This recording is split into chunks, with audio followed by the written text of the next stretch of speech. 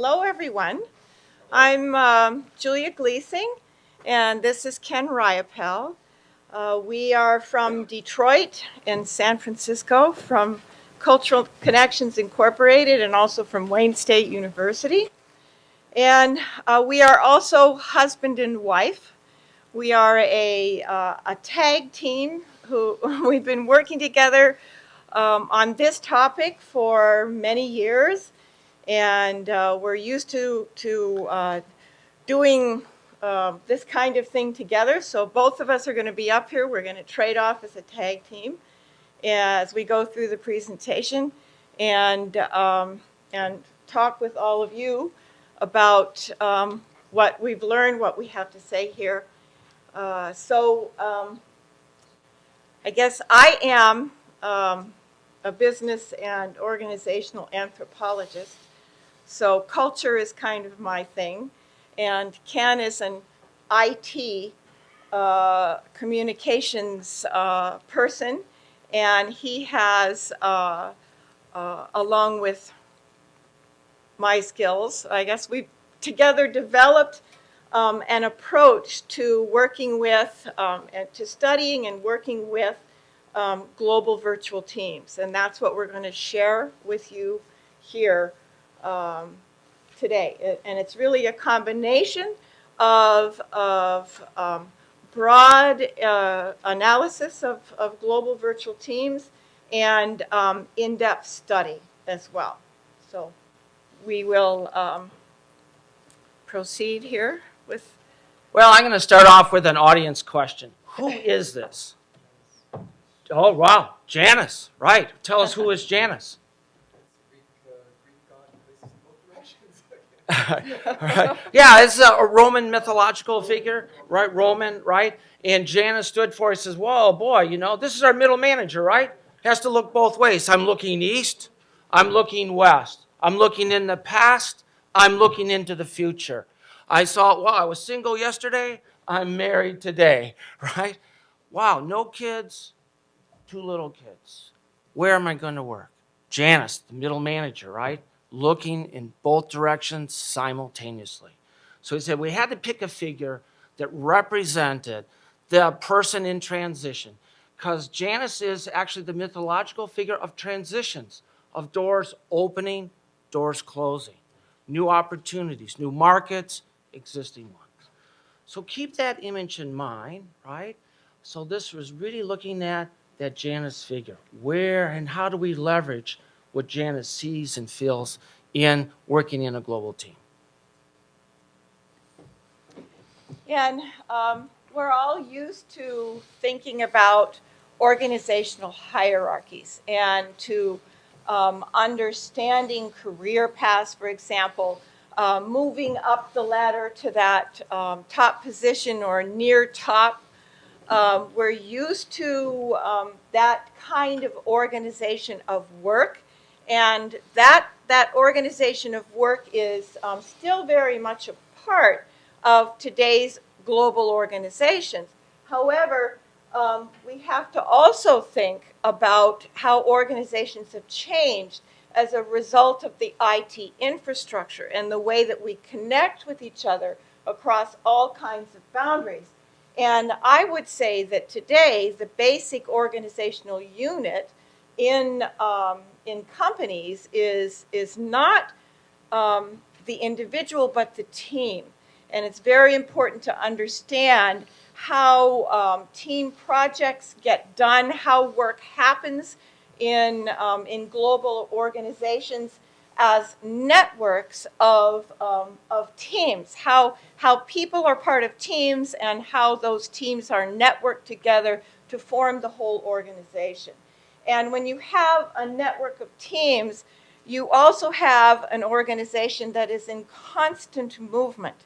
And it's very difficult to say where the boundaries of the organization are, especially if these teams are interfacing with outside communities. And I know in a lot of the work that Ken and I have done with being based in Detroit with the automotive companies, we ask the question to like chief engineers, for example. Well, who's a member of this product development team? The chief engineer does not know the answer to the question. I don't know. How many people are part of it? I don't know. I know generally the organizations that are involved, or the bits and pieces of the company, and I know what countries, what areas of the world we're working with, but who actually is a part of these teams, I cannot tell you. So at least not from any sort of written roster. So we've been focused on understanding how do you manage global virtual teams in that kind of a context. So with that, we're talking about different generations. If you're 23 or younger, I'll just raise our hand, right? You grew up, yes, that's right. You grew up, with an internet. You look at the world's digital activity, kind of our outer space look, and you say, well, 144.8 billion emails sent worldwide today. Wow, that's quite a bit. Our kids, 28 and 31, say, Mom and Dad, how did you live without email? Just can't imagine how you guys did any work without email. There's actually a time in your life there was no email? And we say, yes. He says, can't imagine that. Just can't imagine that. You look at 1 billion websites in 2014, doubling every 18 to 24 months. How fast did it get to 1 billion? Well, the first website was in August 1991, 23 years ago, by Tim Berners-Lee, founder of the World Wide Web, right? One website 23 years ago. How often do we go to our websites? Or how often does our website come to us? Stephen had an alert, hey, somebody's breaking into your house, your alarm's going off, right?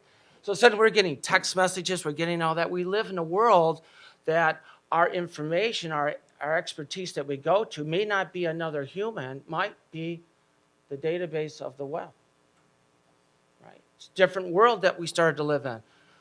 Over 1 billion Facebook monthly active users. Was there a time before Facebook? Yeah. All right. So 1 out of 7 humans on the planet now are part of Facebook.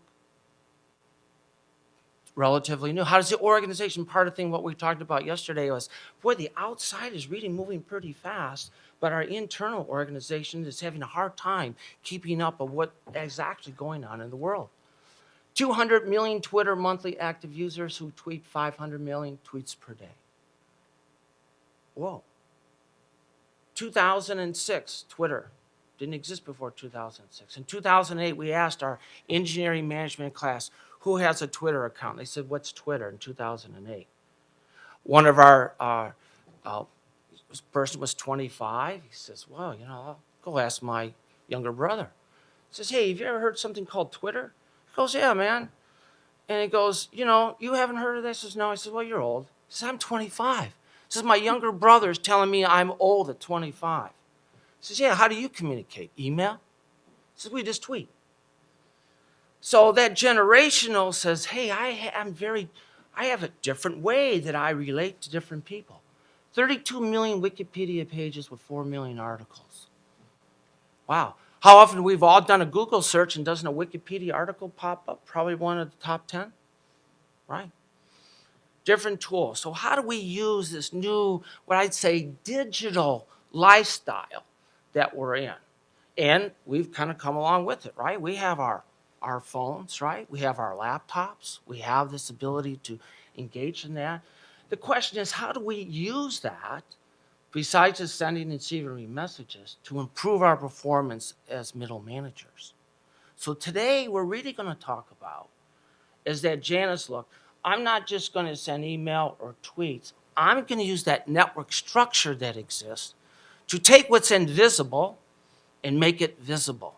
To take it, make it visible, to actually monitor it, measure it, and help improve our performance.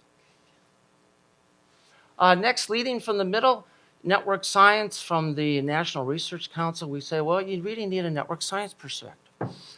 In 2001, after 9/11, the United States government said, whoa, we're dealing with a different enemy.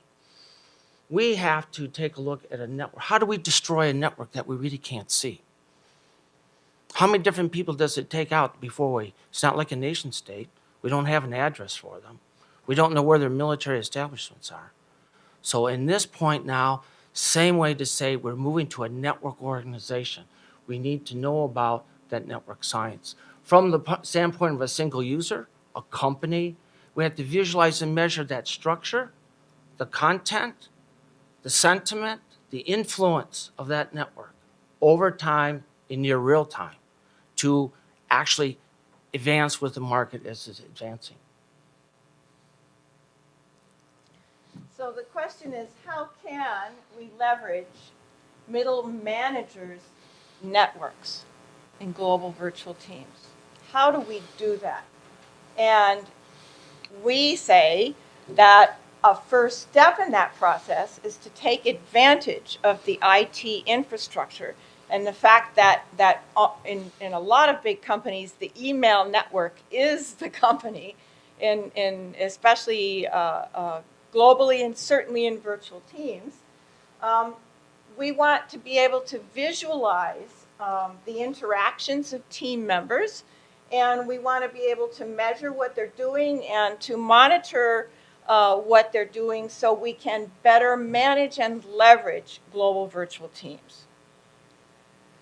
So what we have come up with is something we call a virtual mirror, and we can visualize project teams in near real time and examine what they're doing, and if we find something that we can't explain, it's a signal to go in and do a little bit more in-depth and actually talk to people.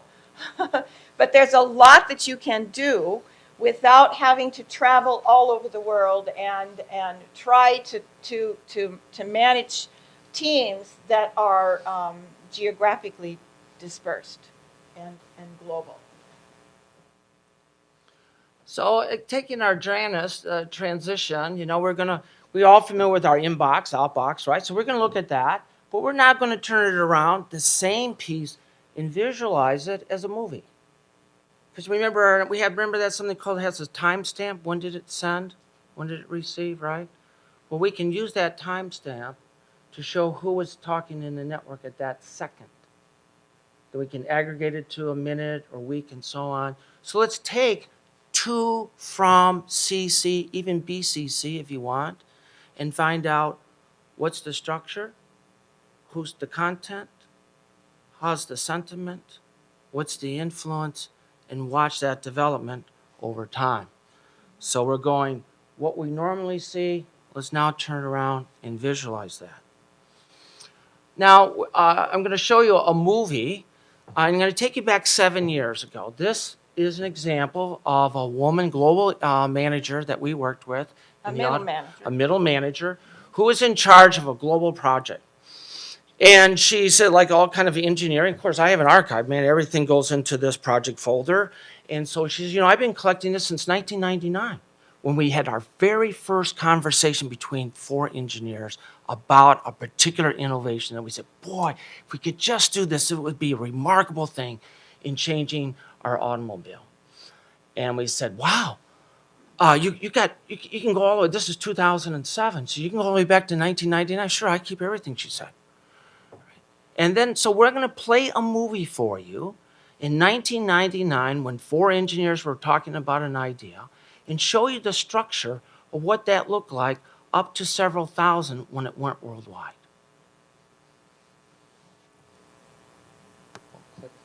Okay, this is, I'm recording this off my screen with my camera, and it represents the Condor visualization of a network over from 1999. The first 50, 60 months, there's very little activity. It starts off here with 4 nodes on the screen, and then we'll watch it play out, and especially the last 20-some months, you'll see the activity start picking up. Here it begins at first 20 months. It's pretty tough to see. There's only a few nodes. Then right around month 60 here, it's starting to fill in. Much more month 80. Here you're seeing the dominant activity where the network is really picking up.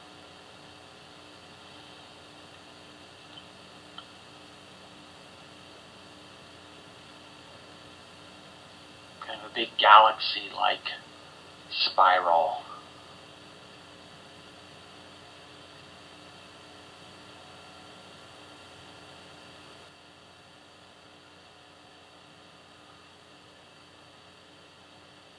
And there is the visualization of a team from formation of 4 nodes.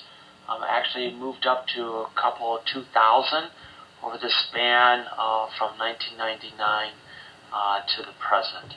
So you have the idea from the very origination of the network to the current status. So we looked at that with a manager.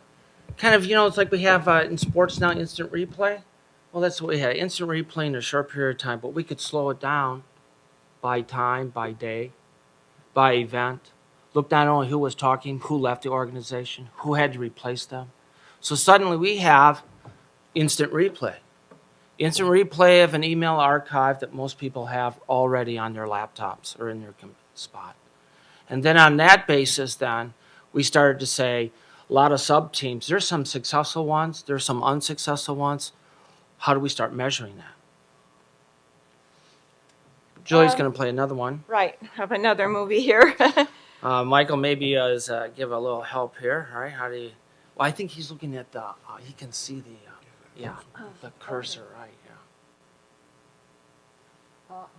Want to explain what that is? Yeah.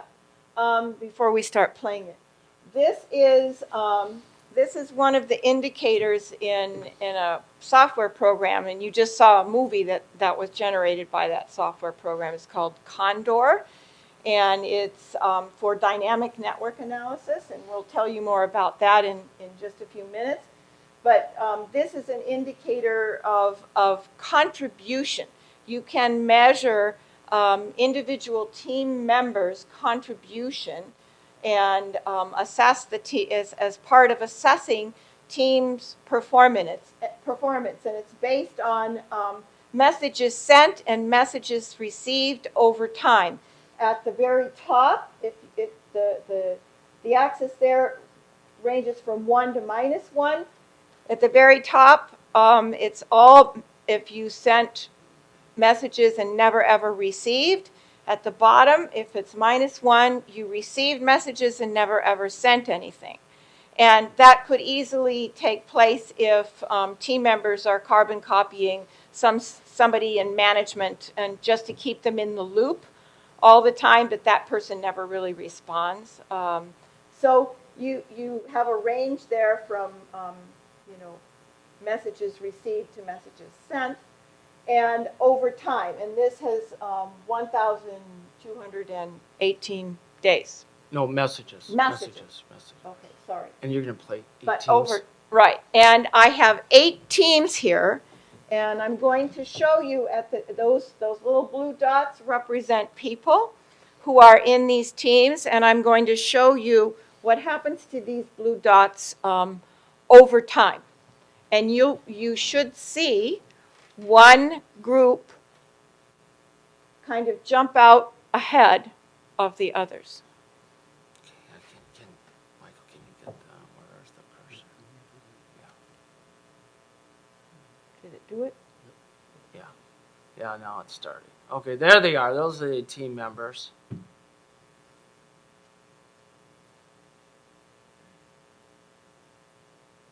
So again, this is just taking their email, sending and receiving for them, putting on a simple graph over time.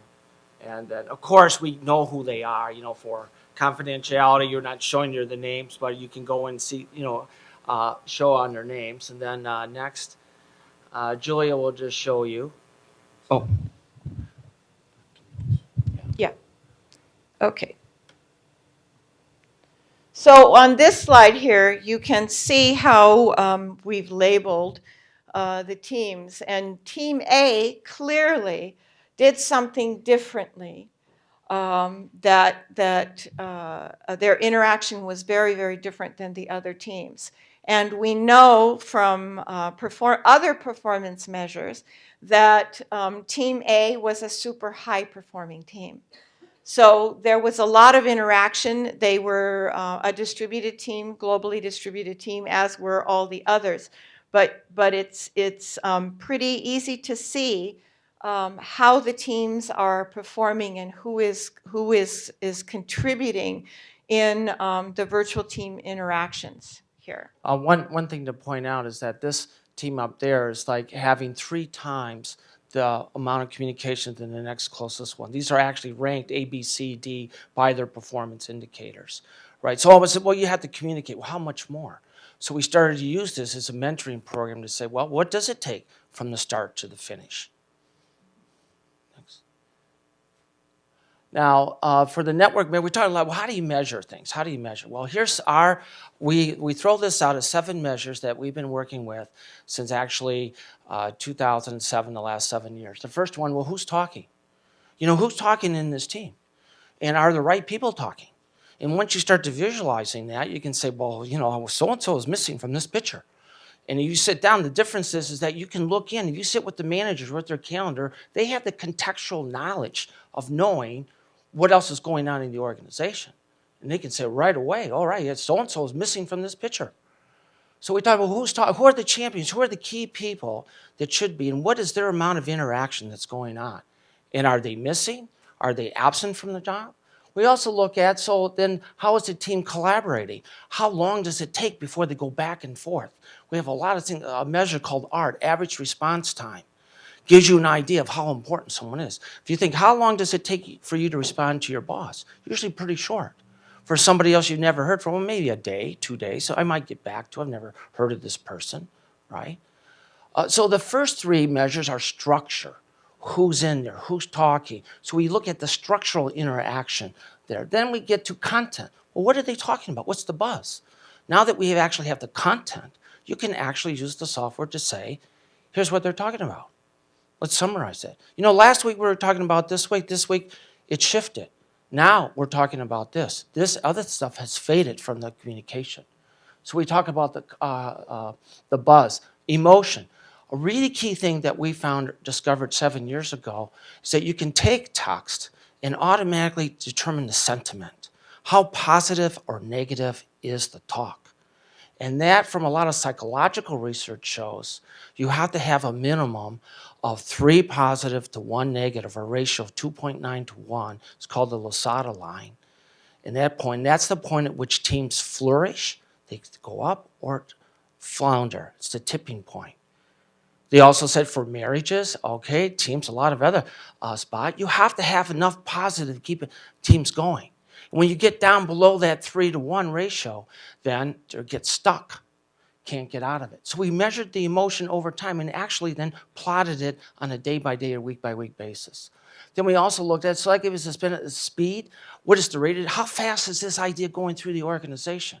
How many more people, how many new people are coming into that conversation?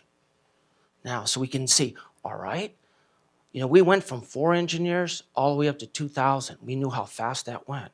We could replay that and say, we have a similar innovation. Can we speed it up now? Where are the slowing points? Then finally, the 7th measure was the business. They're actually the team members' metrics. What is your return on investment? What is your profit margin? For engineering, it's often what is the weight? You know, how much does this weigh? All right? Can we meet regulatory requirements? So those were the business. So we were measuring from the business requirements these above 6 things to give us an idea of measure how good is this team or where is it failing? And we had then the archive to play it back, play it down. And we found with senior managers, if they're looking at measures like this for 3 or 4 or more teams that that are involved in, say, some sort of larger organizational project, they can say, well, this team seems to be pretty positive. They're interacting really well. But this team over here, over the last 3 or 4 months, they've dropped below that point of flourishing, and they now seem to be floundering. So maybe I need to intervene here. I need to find out what's going on with this team and start talking to people. Right. Oh, I already advanced. Okay. So this is another look at the team that was responsible for a particular innovation in a new vehicle. So this was a team that had to interact with various parts of the organization across lots of different functional boundaries and also organizational boundaries, in working with Europe and the US mostly, but also Asia was involved. And the manager we call the change agent, because that person was the one that was really pushing this innovation. And you can see at month 1 in the project, there's not a tremendous amount of interaction. And there's the leader of the team, the change agent, and a work stream leader was really a coordinator in the project. Then at month 3, you can see some more people coming into the network, and you can see that the chief engineer is now getting closer to the work of the team. And you still, of course, have the change agent and the work stream leader. You have another part of the organization, the vehicle engineering group, coming in, and marketing is starting to get interested in the project as well. Then in month 5, you have, again, marketing is much more active, and vehicle engineering. The chief engineer is interacting even more. And now you have another organization, the transmission group in the company is involved. And then in month 10, you see quite a lot of activity, and marketing very much involved, and the chief engineer also. So this is early on in the product development process, but you can see how the team is progressing. And for example, if you follow some kind of product development process, as in this case, and you know that at a certain point in time, these are the kinds of organizations or people who need to be involved in the project, and you don't see them there, then that says, okay, I need to go, find people and bring them into the loop. And so the change agent who might be using these tools, the leader who might be using these tools, can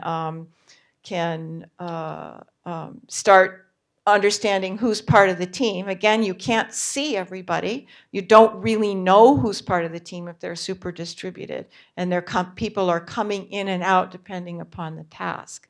Now, this is a very large project, and we'll show you an example of a smaller one as well. And this is teams of teams, right, that we're looking at here.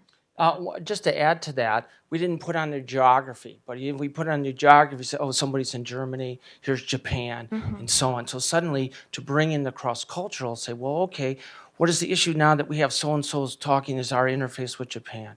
We also have Europe over here. We have manufacturing down in Brazil. So now you're starting to really see the global distribution, the geography here. Then we start looking at it, say, how is the language issue? Before we say, well, how are they talking in their language? Now, most of this is all in English, but there are some of the other multi-languages, they have small sub-teams and talking in their native language. So we get to really look at the multilingual nature of a team's interaction. And this is just a zoom in. You can zoom in if it's a really big team and see who people are. And we haven't put labels there. We just have numbers here for anonymity's sake. But it's very easy to put people's names on there with just a single click. You can see who all the people are in the organization.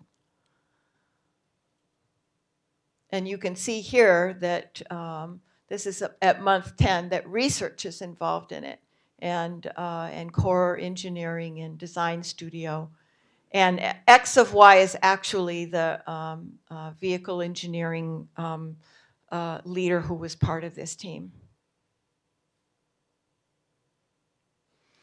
And one thing that you can do if you're watching these networks perform over time is you can use pretty straightforward network measures to understand what's happening in the team. Most team leaders know their organizational context pretty well. And if they see something like these two dips that we have circled here, that's a betweenness centrality measure.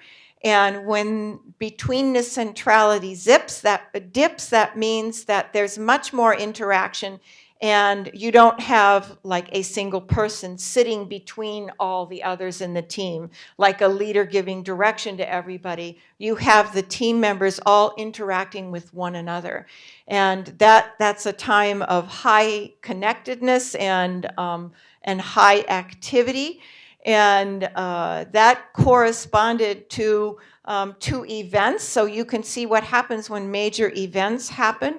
Here, a concept rollout, then everybody got on board and started talking about that concept rollout and what that meant to their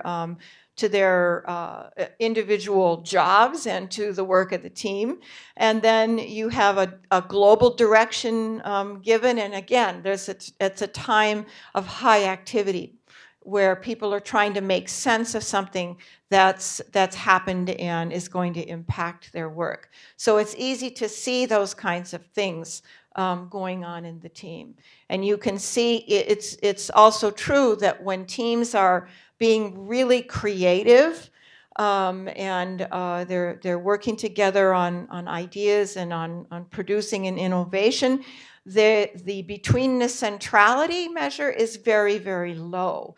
And then when they're working on implementation, then betweenness centrality goes up because people are carrying out individual tasks and they're not working tightly together to create.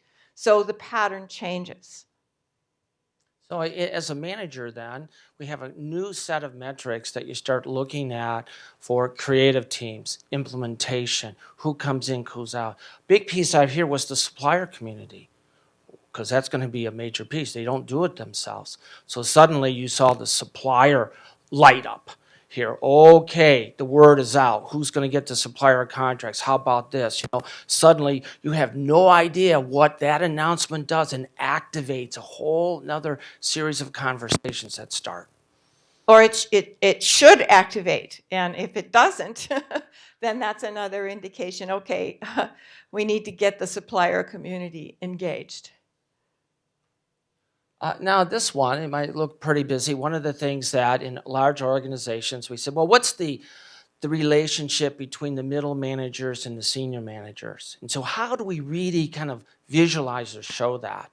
Well, one of the engineers said, well, we have this corporate directory. You can go there and say, so-and-so reports to so-and-so, right? And you can do that for any employee of our hundreds of thousands. So they said, well, okay, this is really easy.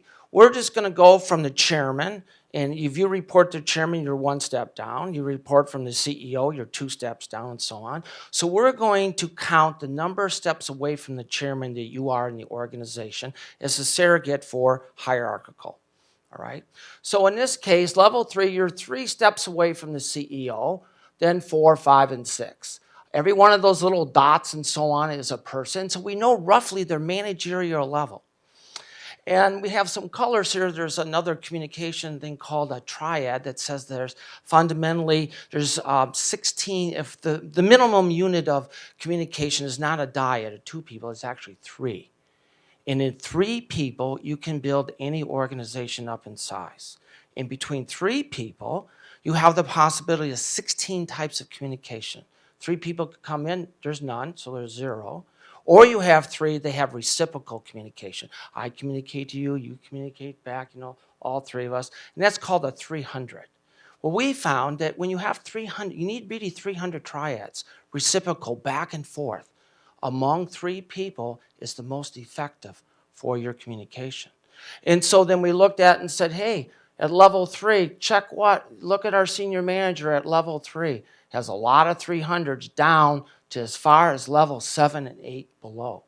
That means somebody 7 levels down was communicating all the way up there, and they were communicating all the way back down and to somebody else. So here at this point, we started to analyze the hierarchical communication of a team over time, and at certain stress points, decision points, either good or bad, go forward, stop, kill the project. Here, when we watched then, over time, by day in some cases, what was the impact of those communications? Then you start putting the sentiment on. What happens when somebody from the top sends a very negative message down versus somebody else sends a very positive message down simultaneously? You can watch the impact then on the sentiment. You can also watch the impact of influence. We talked about influence. Well, people are talking. Well, who can influence somebody else in the organization from the bottom to the top or top to the bottom? Do they repeat the message? Do they say, I'm for this? So now we're watching and tracking in near real time the influence of people on their individual ideas.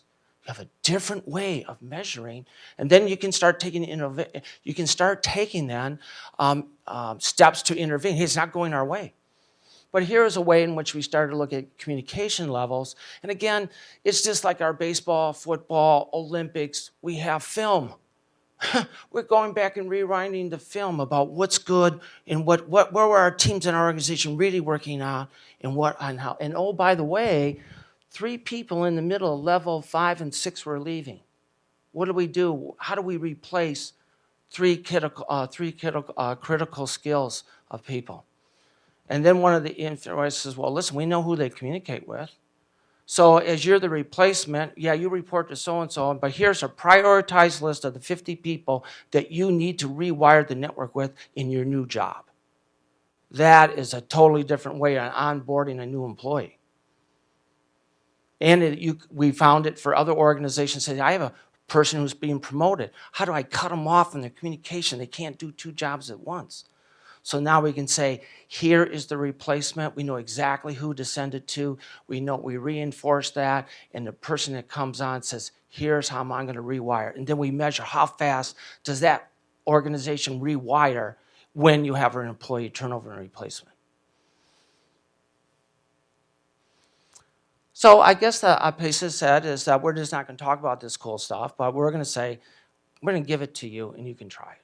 Everybody have a laptop, desktop? Yeah, right? This software is free for academics. For the commercial, we can talk with Peter Glure, our colleague at MIT in the Center for Collective Intelligence here. So this software, Condor, was developed on our 3rd version. Is developed by Galaxy Advisors. Again, Peter Glure at MIT is our colleague who's really the software genius behind this. And we teamed up with him back in 2007 on our National Science Foundation when we studied these global teams. Key features: handles gigabytes. So how big? Well, I've analyzed an organization of 75,000 employees, all 75,000 employees, all their email, all their social media for 90 days on this laptop with 4 gig of memory. It's very different these days. So we moved up from a team now. Now we're looking at tens of thousands. What does our entire organization look like when we come to a significant event?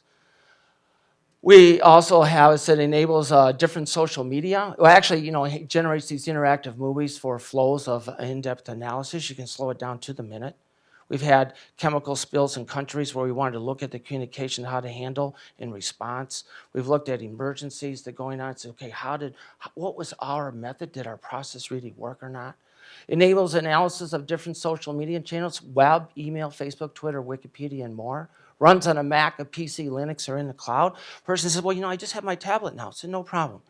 Go to Amazon Web Services, rent a server for $35 a month, stick Condor up there, run it for your tablet. Okay, it's running in the cloud. Don't have to have a machine anymore.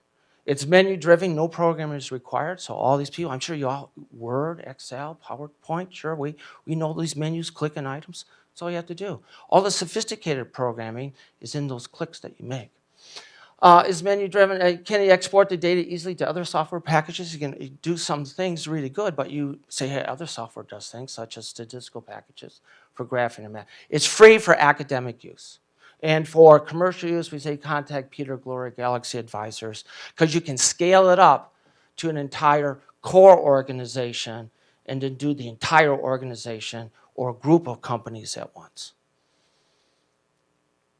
So how do we do this? Well, you can install this. We have YouTube videos. Yeah, you'll hear my voice there. And for 34 minutes, I'll describe 3634, how to install it on a Mac, a PC. There's a playlist if it explains it for 48 minutes. There's iBooks, user manual, PDF, and so on. And then from the next slide, Julia, there's examples of how to use it on email, web, Facebook, and Twitter. It's a new world. Right, and for web in particular and Twitter, we've found that teams who want to understand what the market is saying about their product, they can easily mine the web and mine Twitter feeds and get an idea of who's talking about their particular product and what they're saying about it, and whether it's positive or negative. And it's pretty easy to do that because this particular software allows you to data mine external sources of data that are part of the IT infrastructure, as well as internal, just like email. So you can combine all of those things to get a broad picture of what's happening with the team or the project or product that they're working on. Just a couple things. You know, the web, you can use as the Google custom search engine. You can say, I want to see websites that have been changed or crawled in the last day or the last week or last month. For Twitter, you can geofence something. It's all right. My corporation, I want to look at Berlin. I'm looking at Santiago. I'm looking at Beijing, and I just want to see that. We have people looking at stadiums. I just want to see the tweets from this stadium. You know, and I'm going to compare it to this. We did a big thing on the Olympics. What was it like in Sochi, Russia? Here in Russia, what was it like in major countries around the world when their teams were playing? What was that difference in the network? Big thing for the automotives, looking at bloggers. Who's talking about your product? So you say, okay, who are the top bloggers? And so we can try to advertise, but we're now identifying the top bloggers in the world around major cities for our rollout and say, maybe we should cultivate the bloggers and bring those in. So we're managing the external and the internal. And then the same thing with our product engineering to say, hey, you got to listen to these bloggers. They're talking about their product. They're doing the test drives. Very different. And certainly with teams too, we know from research that with virtual teams that they need to be externally focused as well as internally focused. They have to communicate with each other very well, but they also have to communicate with other parts of the organization, communicate with the organizational leadership, and communicate with people outside often in order to be successful. So you know whether or not that's going on. And one last piece is that, you know, you can say email separate, Facebook separate. With this now, we can put it all on one screen. So you can look at your email network, your Facebook network, your Twitter network, your web network, and integrate that all in one picture. And then it's the same thing, play your movie. Now, a couple things you can do, like Twitter and email have that. Web's a little bit different, but at this point in time then, what we're saying is that, or offering, is there different metrics, different way of looking at virtual teams from that content, from the structure, from the sentiment, from their influence in your real time, and be like our sports people, use it as training. You know, these are training things to say, what were we successful at? Where have we failed? How can we improve? So, okay, well, is yeah, it time for a question? Yeah. Sure. Yeah. Christina. I have a quick question because I saw the list of what it integrates. I saw the list of what it integrates with. Does this also integrate with intra-company social networking platforms like Jive and absolutely, so on? Yeah. You can use inside the company social networking, absolutely, which we did for a whole company, the project that Ken was talking about with 75,000 employees. people. We were looking at their internal social media too. Yeah. Okay, so Well, we have a demo, or we could stop here. Okay. Yeah, thank Nori. you. Thank you for Ken and Julia, and appreciate that quite interesting research. And was this research conducted in American car manufacturer, right? That you said this is actually, what the. I think I'd like to know that which kind of a company. This is a car manufacturer. Is that the American company or you? American companies, European companies, mixed, right, yes. right. Do you have any kind of a plan to do this kind of research in the, different national companies? Can I see the difference of the communication channel? Yeah, I mean, we have certainly done research in companies who have their headquarters in different countries. They're all global in some way, and we're looking at their virtual interactions. But certainly, we've looked at German companies. Right. Just At European, Asian. yeah. Right. Right. Japanese, Japanese, Korean, Chinese. That's great. Thank you. Right. Yeah. I guess the piece there is originally started. Peter Gloor is a mathematician out of Switzerland, and originally working for one of the consulting firms. And he started looking at this for mergers and acquisitions. So, okay, we have two different companies. Can we actually evaluate their merger and degree of collaboration? So I actually started way back in the late 80s and 90s looking at mergers and acquisitions and communications, further developed from that. Well, we have a demo, but should we stop here and just take questions, or you want to? Yeah, I mean, we can. And we can do the demo, if we have time, we can show you that. It's just what a smaller team looks like, and rather than a great big organization. And it's, but we can postpone that and talk. I have some questions up here that I wanted to pose to all of you. How would this network perspective and these kinds of new tools help you in your own work? And what does this kind of perspective mean for leading virtual teams? And what are the cross-cultural implications of this kind of a perspective and tools like this?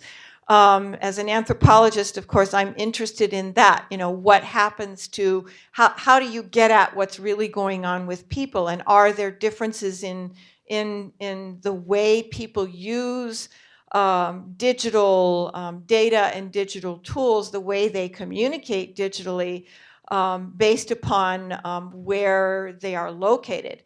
For example, in one German-American interaction we were studying, we found that the average response time was much slower for the Germans than it was for the Americans. And we found that they did not communicate with each other via email very much. And in Germany, and we found that they did not. And so we were interested in what was the difference, and I spent quite a bit of time with the team members themselves and watching how they worked together when they were together face to face, and then talking to them in formal and informal interviews. And we found that the Americans were much more likely to email the person sitting right next to them. And that happened all the time, but that the Germans did not do that. They said, if the person is sitting 30 feet away from me or right next to me, I just get up from my desk and walk over and talk to them. So there was a difference in how these digital tools were used in their work, and you have to understand that and take that into account when you're using something like this to visualize teams and to monitor and manage them. So we're interested in your questions, and we have these questions for you. So let's open it up. Lena. I have a question and a comment. My question is, so did I understand it correctly that you're not just mapping patterns of communication, but the actual content as well? Yes, right. Content Correct. too, yes. Mhm. So, forgive me, I find this very interesting, but what about integrity issues?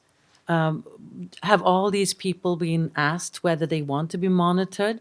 Is that how it works? And how does it work when you tap into the external networks? And to me, forgive me again, but this to me is incredibly scary. Yeah. I find it incredibly scary that people will be looking at, my communication, the way I work, what I talk about, the content, and that I would be monitored on that. And as you were just saying, with the cultural differences, you would come down with measures that fit the American context and not necessarily the German context or other parts in the world.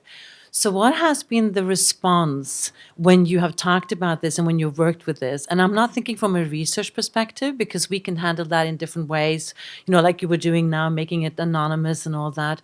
But in terms of when you work with it in corporations and companies, I would be very interested to hear more about that. If I'm the only one who worry about this, right? or what, Sure, what things you've it's stumbled absolutely the first question we get. Very Glad to hear that. Thank you for asking it, but we get that question. We get that question all the time. What about the ethics of this? And we and we do this often, but with companies. Basically, what we do is, in what we've shown you here in this particular example, we got volunteers who would actually openly agree to have their email monitored. And they were all using Microsoft Outlook, and they all had to install and run a Microsoft Outlook rules. So there's no way that they would not know that their email was being monitored. They had to actively put those rules in there.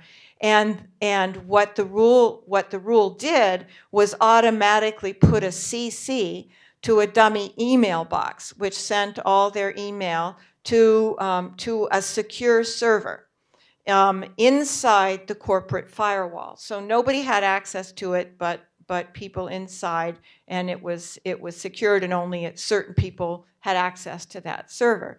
So, and at any time, if they did not want an email to be forwarded to that dummy email box, all they had to do was delete the CC.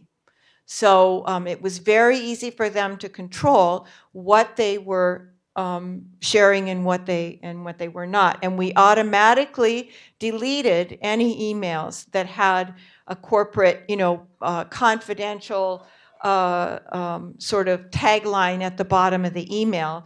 There was a standard line, like for lawyers, for whoever else in the company had very sensitive and secure data. That standard line, the program would recognize it and just automatically delete it. So those things never ever went in, and people were looking at their own email, and we call it a virtual mirror. There's no restriction on or ethics involved in you looking at your own email in your own inbox. So you could do this yourself on your own email and see what your network looks like. Or a project team leader could do it on the project's email, and that's in that, his or her inbox or project folder, and without any restrictions. That's your email. And a team, for example, could every person could do that, and then they could decide to share. And they could also decide what goes into that project email box. Not all your email is being monitored, only the stuff that's related to the project that you actively put in there. And that was the case too in this project. We were not looking at all the email. We were only looking at email. Part of these rules were the automatic data collection of the email would look for these keywords that were related to the project. So only selected keywords related to the project. We also had the corporate lawyers take a look at this, and we had the corporate lawyers in the company globally all reviewed this and determined that Germany had the strictest rules. And so we adopted the German rules, and that would cover everybody in terms of opting in or opting out. People had to actively opt in and to be part of the project. And we also had the HR people take a look at this to make sure that it was not violating anybody's rules about confidentiality and privacy to maintain the integrity. And people, since it was part of a research project, you probably wouldn't do this in a normal corporate context, but people signed consent forms. But I mean, you wouldn't do that most of the time in a corporate. Plus, the corporation, when the email belongs to the company, and everybody knows that their corporate email belongs to the company, every time they log in to the corporate network, there is a big sign, on the screen that says, this is the company's email. We can access it at any point in time, and so. Let me just add one thing. So often at a company, we talk with the Office of General Counsel. The attorneys are the first ones in the room. And the first ones say, hey, how do we do this ethically? And actually, they're much more involved. Hey, we want to make sure that we're going to use this for positive purposes. We actually had a powertrain woman stand up when we had these conversations. Says, well, I know our email's monitored for drugs. It's monitored for pornography, for gambling, firearms, and stuff like that. Everyone knows that. Right? And it's used to weed out and find and for punitive purposes. She says, can't we use these tools that we spend millions of dollars on to improve our performance and help mentor us so we know what our good teams look like, how we can improve our cross-cultural relations? And at that point, and after the decision was that Germany was the most restrictive, we followed German law in 60 different countries that this was done in. And so at that point, you had to opt in, you could go opt out. But others now are just saying that the entire organization of them, for the research purpose, we never see the content from the research standpoint or the names, it's all anonymized. But actually, you have the internal team and the external people, in our case, the researchers, looking at it, totally anonymized here, they see everything, right? And it's very, very different. But from the standpoint of looking at your own email or a virtual mirror, then you can look at. One exception was all our patent attorneys. It became very clear if you're a patent attorney and it's privileged and confidential around a patent, everything was excluded. So no patent attorneys we've ever analyzed. All right, on that. So the very first thing, but after a while, especially the Generation Y, they go, what's your problem? Let's look at this stuff to see how we're communicating. How can you mentor me to improve our performance as a team? And started to look in a very different one from a team standpoint, who works with whom that can actually deliver on a project. So the personnel file started to change to say, team performance is not just mine, it's us as my network of team. So, yeah. Okay, yes. Mm-hmm. Yes.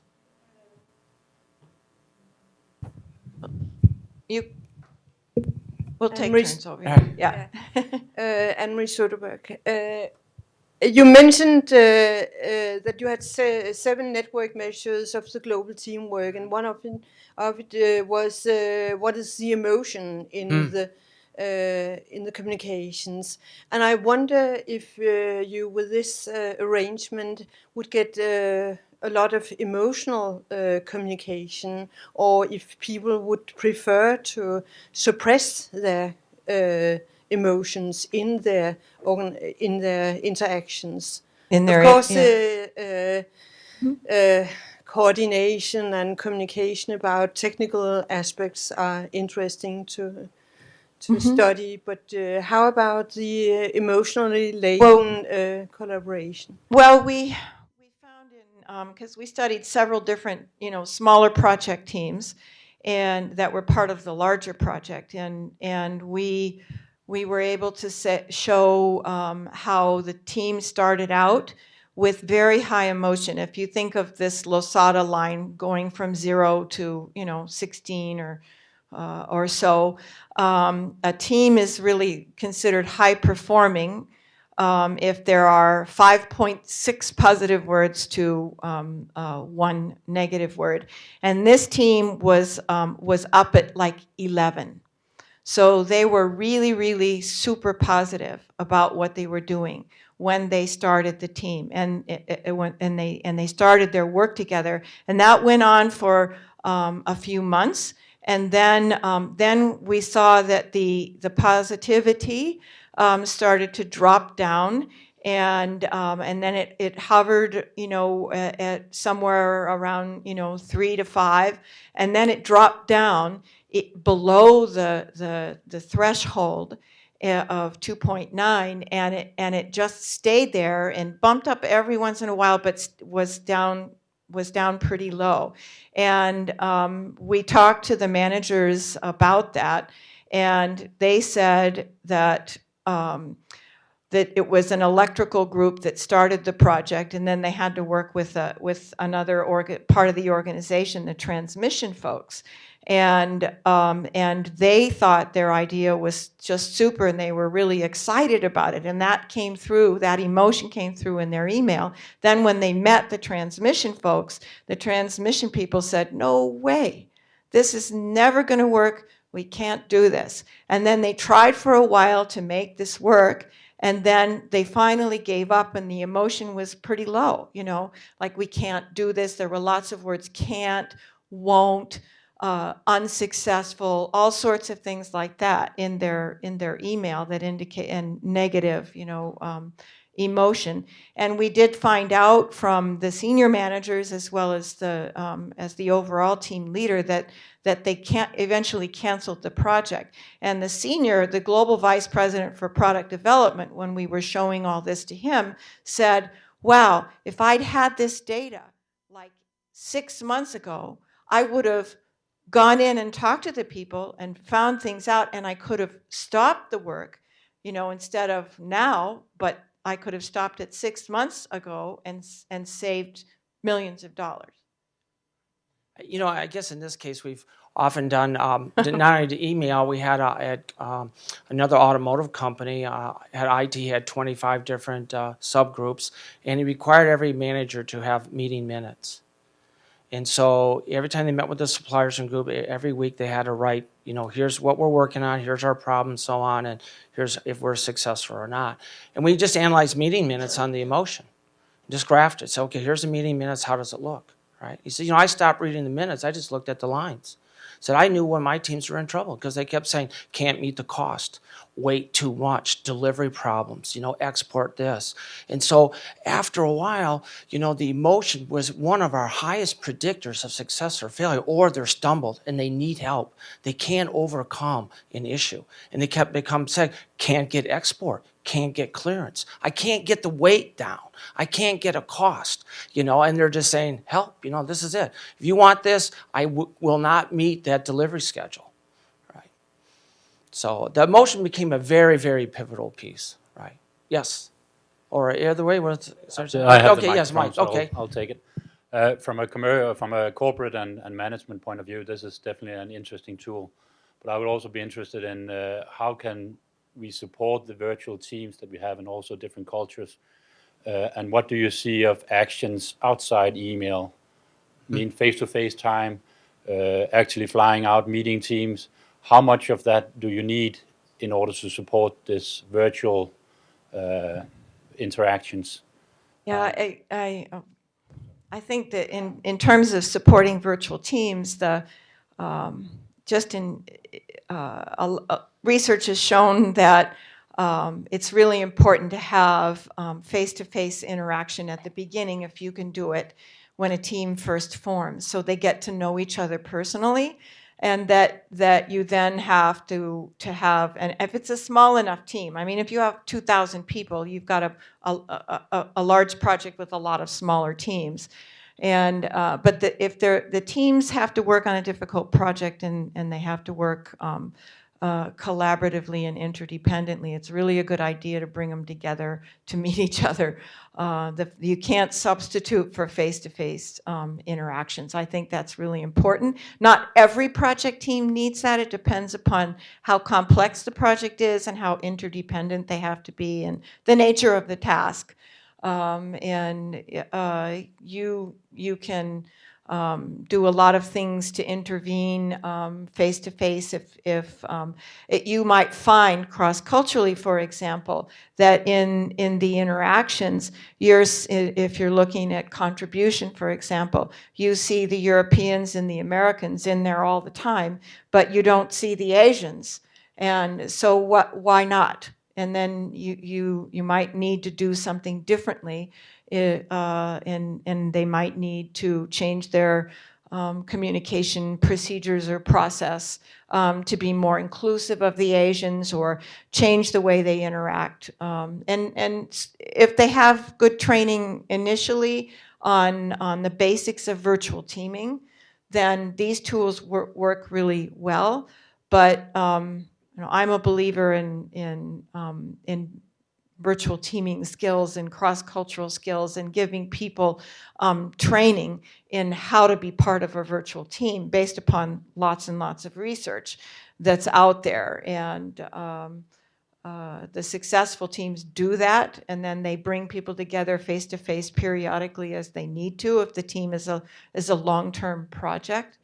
That's really important and to do, and to understand the cross-cultural differences. I certainly don't minimize the cross-cultural differences in this kind of thing, because you have to understand the context, what the tools mean to people, what email means to people in the context of their daily work, and how they use it, because different cultures use email in different ways.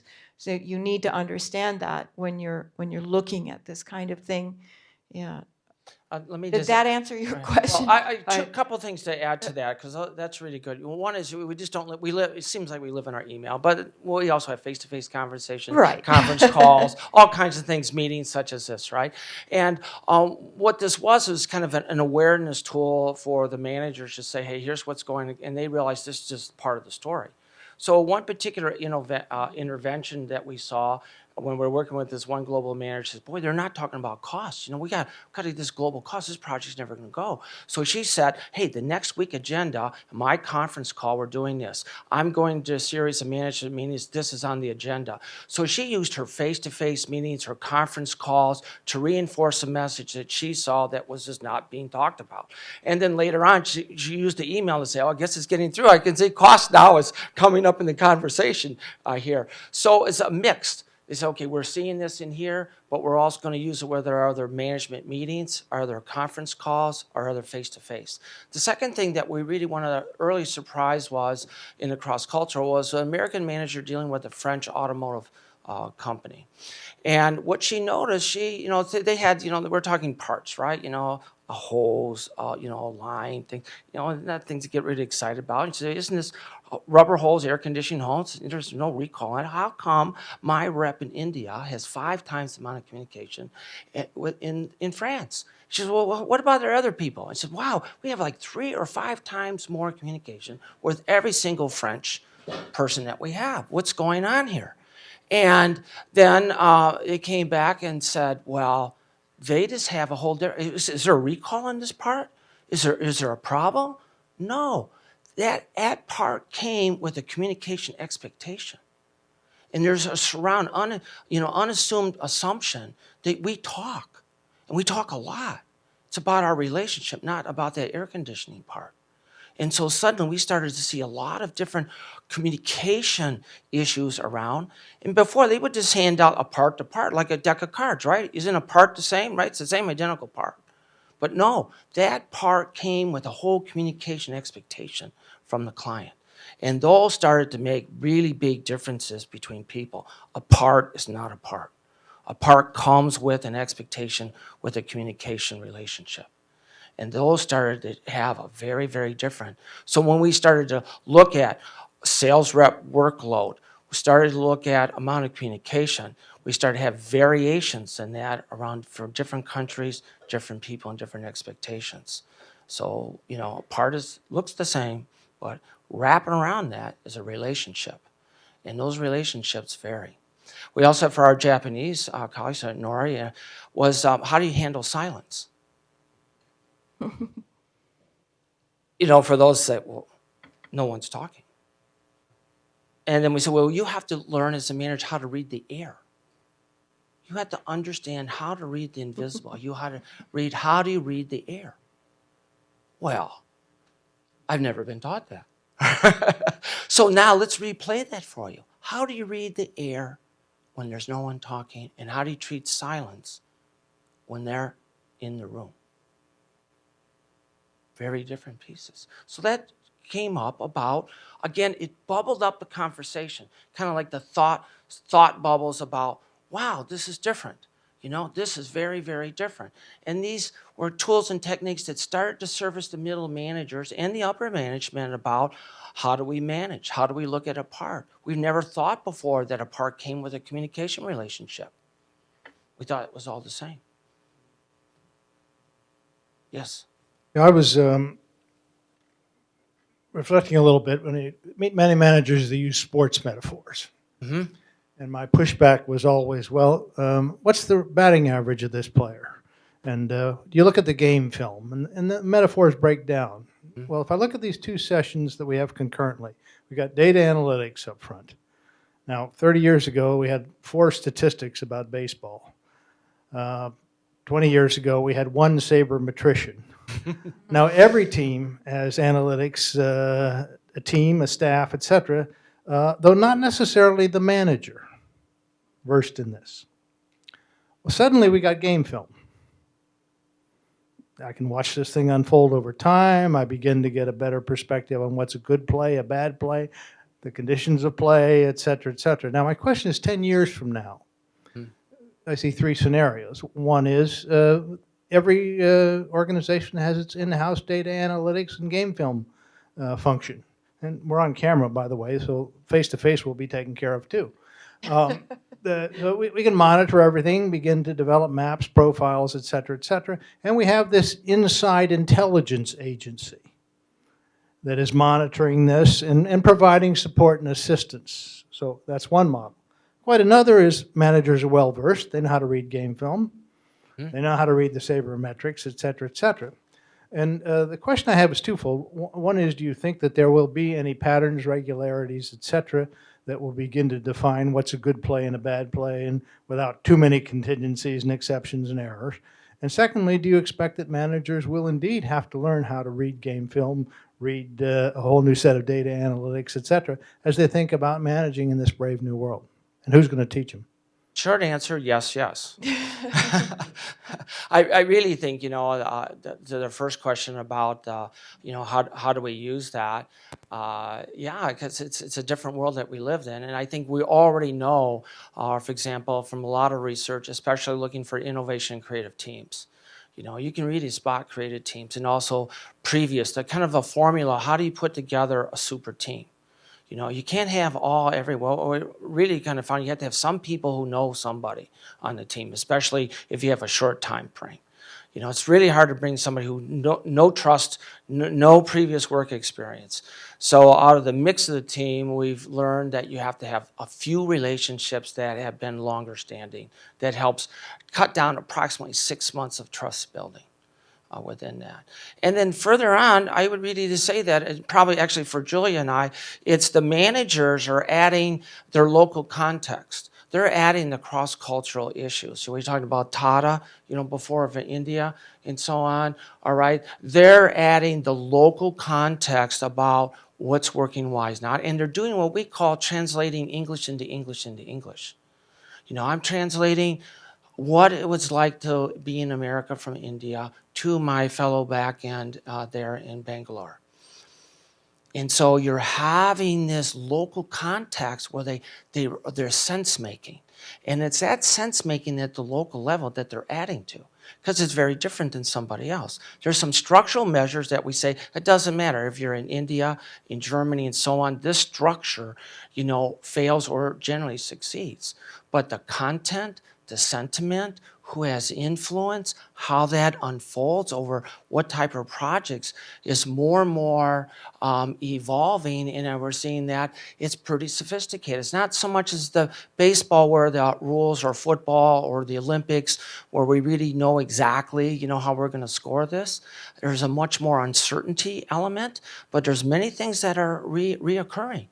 People talking to one another. And there are patterns, Yeah, definitely and patterns. that we can equate with other measures of performance that we're beginning to see. And certainly the local managers, managers are starting to use these tools to manage their own networks and understand their team interactions. Companies, we have an Indian company that Ken has been working with. We're not going to say the names, and another great big IT company, a German bank. Lots of different companies are starting to use these tools in their daily work. And it's not just sort of the IT guys over here that are monitoring and then providing support. It's the managers themselves, because the ease of use of these tools is becoming better and better. Yeah.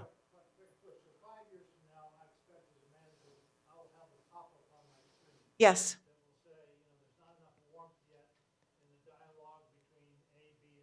Yes. Yeah. Yeah.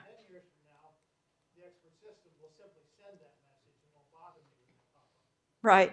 And yeah, well, it's funny because when we were presenting this, it's somewhere else, one of the icons that we have in a presentation is an iPhone screen with the 7 measures on it and drilled down menus as a kind of a prototype. So, that's kind of the direction it's going. Well, certainly, I would just add that your IQ is going to go up, all right? And especially right now, I say the U.S. military, mandatory training on network analysis, all right? When you go into a theater, how you found out is your network sophistication. How do you look at that? And so now you just look at the U.S. military and others and say, is how smart, what's your network IQ? Your staff, the people in the field, the lowest members on that must know about other people's positions, their skill set, who's in the theater, who's not, what your drone is telling you, what is the satellite imagery. It all comes to play in one spot with one person down in the field with the management. I don't know if it's going to quite get to the automatic kind of the Internet of Things. We kind of talked about with Stephen, his phone ringing is going up. But that's probably, I would say, next is that whole Internet of Things that it's not a human. Hey, this my garage door opener said it's open. What do you want to do? Here's a video of your house right now, right? Let me just follow up on this. And Julia, you touched upon this about getting this down not to the managers but to the people in the network, and letting them understand it. And then Right. Phil, you added this element. I'm a subversive sort of guy. Once I understand all of this, I'm going to figure out ways to screw around with it. To game the system, yeah. Yeah, and so what do you know about that? And and can you speculate if you don't know, because speculation's fun, Yeah, where that might lead? we don't know a lot, certainly from any kind of systematic research about whether people are gaming the system or not. But I suspect that they have to do their jobs, and their jobs require them to communicate certain information in certain ways with certain people, and they have to do that. And there's only so many ways they can try to alter that communication pattern, and most of the time I think it's going to be too difficult for them to do their jobs and game the system. So, yeah. But if I'm Yeah, Right. yeah. Right. Right. Yeah, then what would happen is when we're analyzing individual emails, we would see that Alan Bird is, always up at 11 and everybody else is down at 3 or 4. And so We might have an adjustment for you. Right. But no, look, let's take a look like the web, that people with search engine optimization. Hey, I want to have my website pop up when you in Google. And so we've watched how people try to game that on their website. So I pop up first, right? And then there's ways to say, well, okay, Google says you're playing with my formula, right? And so we're going to come back and see redundancy, repetitive work. We've actually profiled you before in your language. All right, and now, that's another thing we talk about language, to say, how can we build up a middle manager's language to a senior? How does a senior talk? Now we have exact comparisons. Here's the difference between your language, your vocabulary, your first 10,000 words that you use on a daily basis, how it changed from last week, how it changed from last year, what innovations that you came. Were you the first to talk about drive-by-wire? I mean, this is what's happening now. You can just say, look, you have a signature vocabulary. You have a signature way in which you write and how you speak. and it's very difficult to And it's change. very difficult to change those. This is why software virus. Yes. This is where virus protection software has been so successful, and there's no more malware. Oh, no. Well, you got everyone said cat and mouse, right? Okay, you did this, I'll do this, right? So we have that cat and mouse back and Of course, forth. But yeah. And from it's so new. I mean, we don't know, we don't really know how that's going to I'm just speculating. I don't know. But you're right. I guess it's a suspicion to be aware of, right? And then say, okay, if it happens, what does it happen there, right? And how can we look at it? You're just way too much. You're too negative. But let's watch it unfold. Maybe we can handle that. Maybe we can't, right? Again, new tools, right? We don't have 10 years of research. We just started that. I showed you the first movie we saw of a time in 2007. A woman global manager said, here's my archive. Let's look at it. She sat with her calendar, said, I know exactly what happened there. Let me tell you about the decision made. Yep, on that day we had 4 people quit. Went home and cried. I went, it's just like, okay, let's rewind and find out how did the place rebuild itself? Well, how did you overcome the regulatory issues? What did you do about Japan and the supplier? When you went over to Germany, what happened in manufacturing? Got a replay. Very different world. I guess You had a yeah.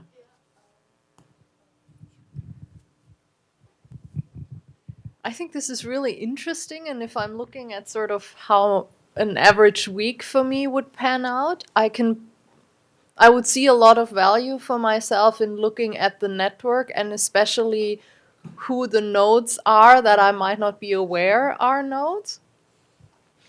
But kind of from a general communication perspective, we're pretty much trying to get everything out of email. Mm-hmm. So if you'd be looking at my email feed, it's more like, can we meet, or do we meet Wednesday or Thursday? Because all the stuff where the actual meat of the content happens is all personal video conferencing. So I'm probably on an average day, I'm in so we have it all installed on our screen. Everybody has that.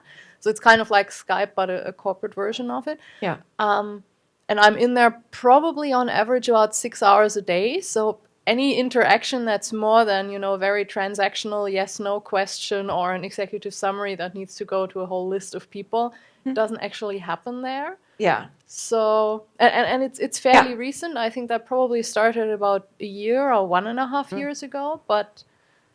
Right. It's the interactions in the context of live video. And it's not an email, and that's where the creative stuff is happening, and the problem solving is taking place is in that video. And certainly in that case, the email, looking at email is not going to capture what's really going on in the team interactions. So now we have the video API that says, okay, we're going to know who signed in, right? We have automatic transcription. We know your voice. We can do multilingual transcription, what's going on. So we have a dialogue of the interaction, what's going on. We have the conversational analysis, people, the linguistics, to look at turn taking in meetings. And of course, we have the facial recognition. We know who's talking.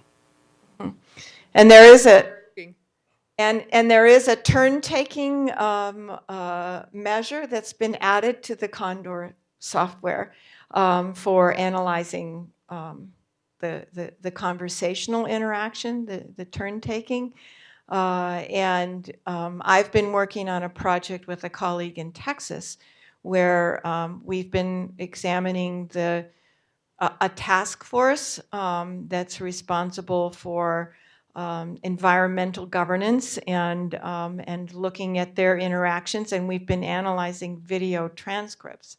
And so that is something that's on the horizon and is being investigated now. And I think the technology is always changing, and techniques need to change. the analytical techniques need to change as well. And we don't have the video perfected yet, but it's coming. I guess it's a moving target. I mean, we didn't have, a website until 1991. We had one. We didn't have Twitter until 2006, right? And we keep hopping around and moving. We may not have anything email. So I'm just tired. I'm going to turn it off, right? Gone away. But I think for our virtual teams, they are still not only coordinating their face-to-face or conference calls there, but especially for the technical and the engineering side, where you have to document, hey, here's our testing. Will it meet regulatory? Can I do this? Is the safety on this product? What is the product safety on this? They tend to document it in email. They won't put it in SharePoint because they say, no, my design and release name is on that drawing. That bridge, if it fails and falls down, they come back and look at who's the architect. All right. So there's some things that from that standpoint, but often in engineering, if you're a design and release engineer, your name is on that product, on that part. And if there's a failure, if there's a safety issue, you come back and look at you.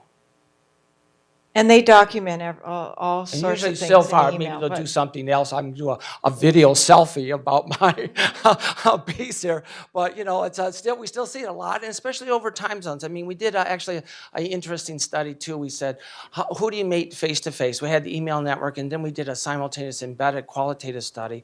We asked the people on a paper and pencil questionnaire through an interview, well, who are the top 3 people you communicate with? What do you communicate about? We took those analyses, compared that to their email, and said, guess what?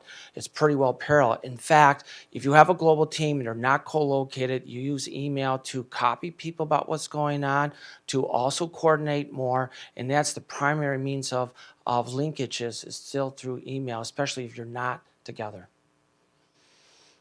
And I mean, but I could see in the kind of video right work, there, consulting work that you do, that it would be a bit different. I mean, engineering is a different context, and they use email in different ways. Right. And so you would have to tailor this to the context. Right. But the nature of the work. Right. I give a hand to our dinner partner last night. Good thing we're for Martha and Alan was, we're talking with Bill and a number of people and read those issues about, how do I keep up, right? And you say it's a changing mix. The outside world is changing faster than the inside. Who knows what the new Twitter, Facebook, email thing that's going to come up, or our video application, or our Internet of Things that's going to, be our console. I mean, last Friday, IBM said Watson's available to you as a manager. We've already shown it can beat the best people on, Jeopardy and, quiz shows. We're now going to have you, how'd you like to have the power of Watson ask your question? You just talk to it like Siri. What's my sales report? What factors influence last week's numbers, right? So now you have IBM Watson, and that's here. Last Friday, IBM just announced Watson's available for you organization, right? And we'll, compile your data inside of Watson, and you just talk to it like you would anybody else, right? So we'll see, right? what happens. But again, part of the summit was the idea of here's what we're doing. Here's some new tools to look at, your virtual teams. And the idea is that everyone here, I'm sure, has probably a laptop or a desktop or some sort of tablet. You can use it. I did 75,000 people in organization on a standard laptop. You can handle gigabytes. You can look at it. Takes a little time. Somebody asked me, how long does it take? It takes actually about, you can watch the video, about 36 minutes to how to install it. It actually takes probably 1 to 3 hours, depends on your speed of the internet. It takes another couple hours to figure out, well, how do you actually do this? And you actually, to your question, you have to understand something about network science. You have to know what does it mean by between the centrality? What is a node? What does this link mean? How do you read and interpret these maps? So you have to have some, but you can do it in about 2 or 3 hours. So, after 4 to 8 hours, you have some basic training. Go look. Go, turn your loose. And that's what we provided today. Try it out. See what you think. We'll come back next year and say, hey, can Alan game it? What happens with our video? All right. Let's see about it. And what cross-cultural issues are you discovering? Like we found about a part has a communication relationship wrapped with it, and how to read the silence and read the air in Japan. I guess with that, thanks very much, Roger.